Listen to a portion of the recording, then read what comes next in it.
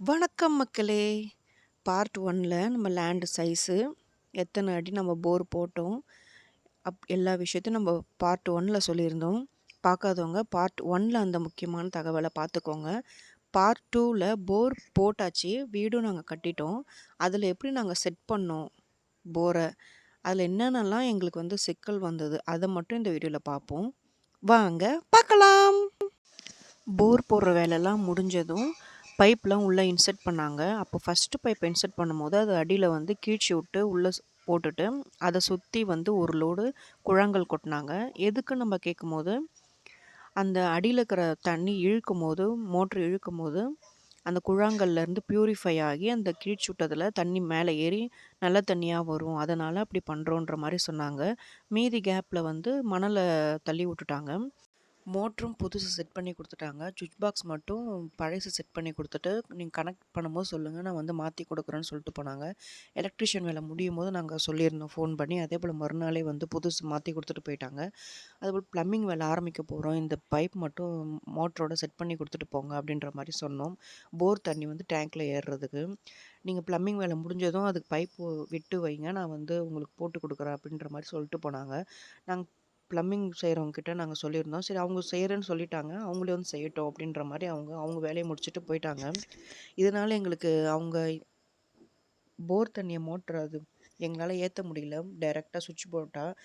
அது என்ன ஆயிடுச்சு, எங்களால டேங்க்ல ஏத்துறதுக்கு நாங்க ஏணி போட்டு மேலே ஏறி ஒரு 1/4 மணி நேரம் வெயிட் பண்ணி அது ரொம்பனதும் அந்த பைப்ப கீழ இறக்கி நாங்க குடிக்கிறதுக்கு தண்ணி தனியா மோட்டர் போட்டு மறுபடியும் எடுக்கணும். நாங்க ஏன்னா டேங்க்லேருந்து வர தண்ணி புது டேங்க்குன்றதுனால அது தண்ணி குடிக்க யூஸ் பண்ண முடியாதுன்னு மறுபடியும் நாங்க அது குடிக்கிறதுக்கு மட்டும் தனியா போட்டு நிறுத்தி, அது ரொம்ப எங்களுக்கு கஷ்டமா இருந்தது.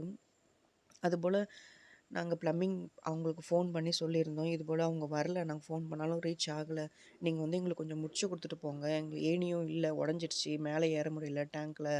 தண்ணி இப்போ இல்ல சுத்தமா அப்படின்னு சொன்னதும், உடனே அன்னைக்கு வேலை முடிஞ்சதும் 9 மணிக்கு மேல நைட்டு எங்களுக்கு இது பைப் மட்டும் செட் பண்ணி, அதில் ஜாயின் பண்ணி விட்டு செட் பண்ணி குடுத்துட்டு போனாங்க.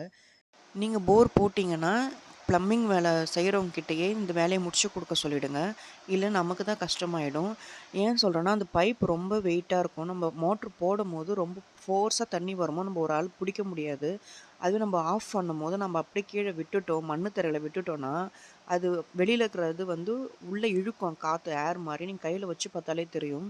அப்ப நமக்கு என்ன ஆயிடும், வெளியில இருக்கிற மண்ணெல்லாம் இழுத்துட்டு போயிட்டு அது மோட்டர்ல போயிட்டு அடைச்சிக்கும். நமக்கு தண்ணி வர பிரச்சனை ஆயிடும். அப்புறம் மோட்ரு மாத்தணும், அந்த பைப்பை எடுக்கணுன்ற மாரி சொல்லிடுவாங்க. அதுபோல நம்ம போர் போட்டோம்னா, சுத்தி பள்ளம் நோண்டி நல்லா ஆழமா கட்ட கட்டி, அது மேல ஸ்லாப் மாரி மூடி விட்டுருங்க. மழை தண்ணி போய் அது பைப் உள்ள இறங்கிடும் அப்படின்ற மாரி சொல்லுவாங்க. எங்களுக்கு செம்மண் அதெல்லாம் சொல்லியிருந்தாங்க. கட்ட கட்டி விட்டுருங்க. மழை மழை பெஞ்சா அதில தண்ணி தேங்கக்கூடாது அப்படின்ற மாரி சொல்லியிருந்தாங்க. நாங்க கட்ட கட்டி விட்டுட்டோம்.